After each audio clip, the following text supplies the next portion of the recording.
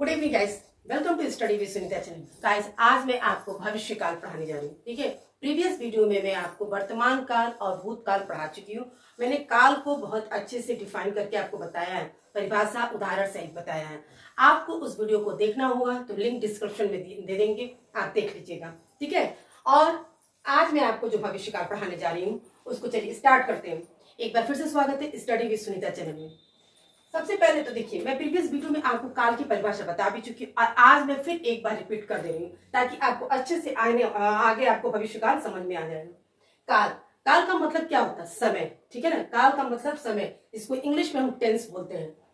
जिस रूप से क्रिया के होने के समय का बोध उसे काल कहते हैं। यहाँ तीनों काल यानी कि भूत भविष्य वर्तमान काल, तीनों ही काल हम क्रिया पे डिपेंड है। ठीक है ना, क्रिया के समय के बोध पे सब डिपेंड है।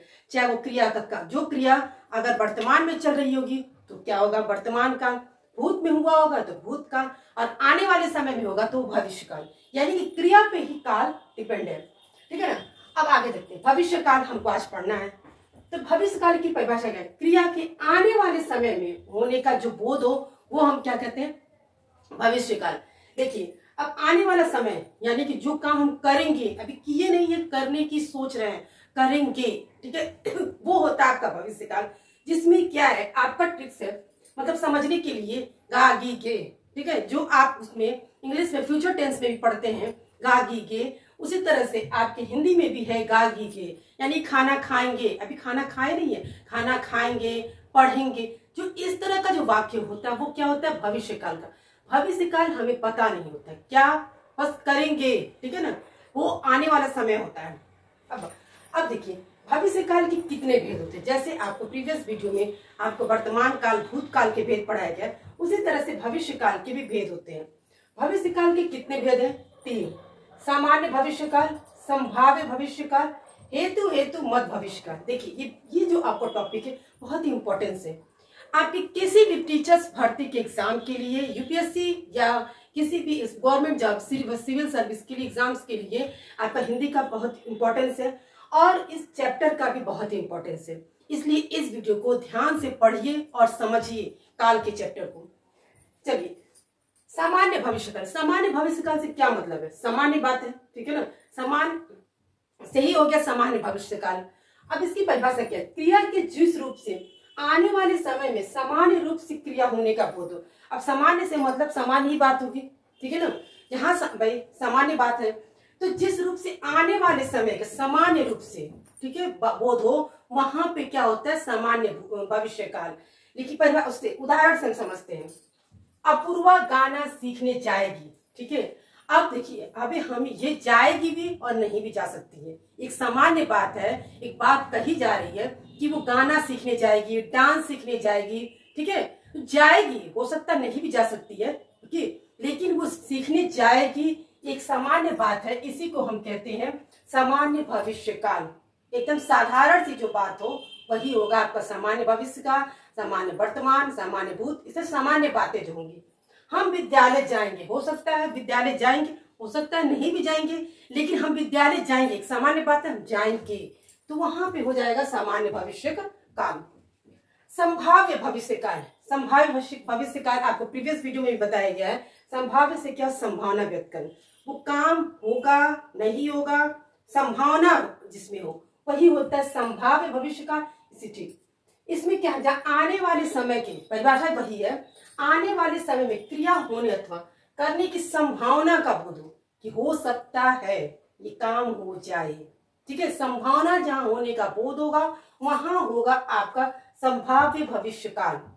शायद मेहमान कल आ जाए। ठीक है ना, मेहमान आने वाले हैं, आपको फोन कर दिए मेहमान की कल हम आएंगे। ठीक है, तो आप ये कह सकते हैं शायद मेहमान कल आ जाए, हो सकता है ना, लेकिन शायद लगाने से क्या हो गया? आपको ये संभावना है कि आ सकते हैं, आ जाएंगे, और नहीं भी हो सकता है, लेकिन संभावना है कि आ जाए। ठीक है, यहाँ जहाँ संभावना की बात होती है वहाँ संभाव्य भविष्य काल होगा। और यहाँ पे जो ट्रिक्स है, ज्यादातर ये शब्द क्या होगा स्टार्टिंग में? शायद, संभव, ताकि, हालांकि, इस तरह के जो वर्ड्स होते हैं ये क्या होते हैं? आपका संभाव्य शब्द से होते हैं जिसमें संभावना व्यक्त की जाती है।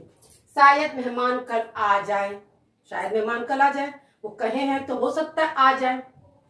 संभव है कि मैं प्रथम श्रेणी उत्तीर्ण हो जाऊं, संभव है, ठीक है, ये संदेह है कि हो सकता है कि मैं क्या प्रथम श्रेणी में पास हो जाऊं, ठीक है, उत्तीर्ण हो जाऊं।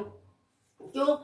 कि भाई मैंने पेपर अच्छा किया है, संभावना है कि हो सकता है मैं प्रथम श्रेणी में पास हो जाऊं, प्रथम श्रेणी से उत्तीर्ण हो जाऊं, ये संभव है, ठीक है। जहां संभावना व्यक्त की जाएगी वो 50-50, 75% ऐसे तक होगा कि संभव है, हो सकता है मैं कि प्रथम श्रेणी में उत्तीर्ण हो जाऊं।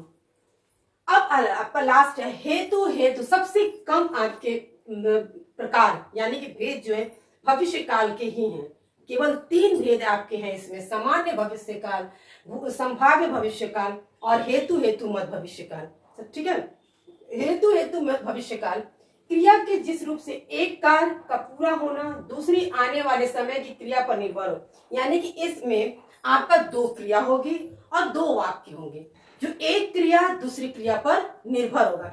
हमेशा से देखिएगा, तीनों काल में देखिएगा इसी तरह का है, ठीक है ना। यानी कि हेतु मत भविष्य काल में एक क्रिया का पूरा होना और दूसरी आने वाले समय की क्रिया पर निर्भर है, ठीक। एक क्रिया पूरी हो गई है और जो दूसरी क्रिया है वो आने वाले समय पर निर्भर है, क्रिया निर्भर है, वही हो जाएगा हेतु मत भविष्य काल, ठीक है ना।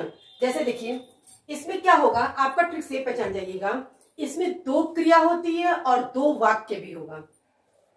यदि छुट्टियां होगी, ठीक है ना, यहां तक एक बात हो गया। यदि छुट्टियां होगी तो मैं कश्मीर जाऊंगा, अगर छुट्टियां हो जाएंगी तो मैं घूमने के लिए कश्मीर जाऊंगा।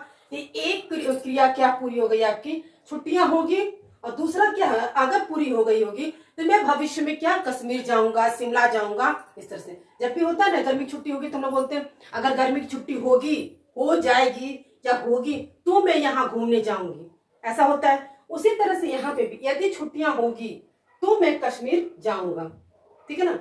वह कमाए तो मैं खाऊं, अरे वो कमाए, ठीक है ना, वो एक क्रिया हो रही, वो कमाए तो मैं खाऊं, ठीक है। जहां भी इस तरह की क्रिया होगी कि एक क्रिया समाप्त हुई दूसरी क्रिया होने वाली है तो भविष्य काल हेतु मत भविष्य काल।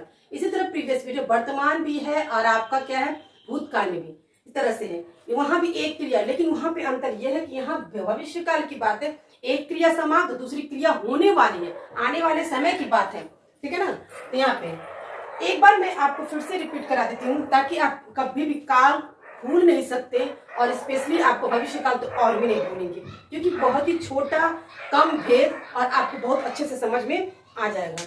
चलिए देखते हैं, आपको सीधा सीधा भविष्य काल के 3 भेद है, सामान्य भविष्य काल, संभाव्य भविष्य काल, हेतु मत भविष्य काल।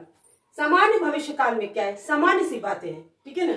सामान्य जो आने वाले समय में क्रिया का होने का बोध हो, वहां पे क्या हो जाएगा आपका सामान्य भविष्य काल। अपूर्वा गाना सीखने जाएगी, ठीक है ना, गाना सीखने जाएगी, डांस सीखने जाएगी, वो जाएगी, ठीक है। हम विद्यालय जाएंगे।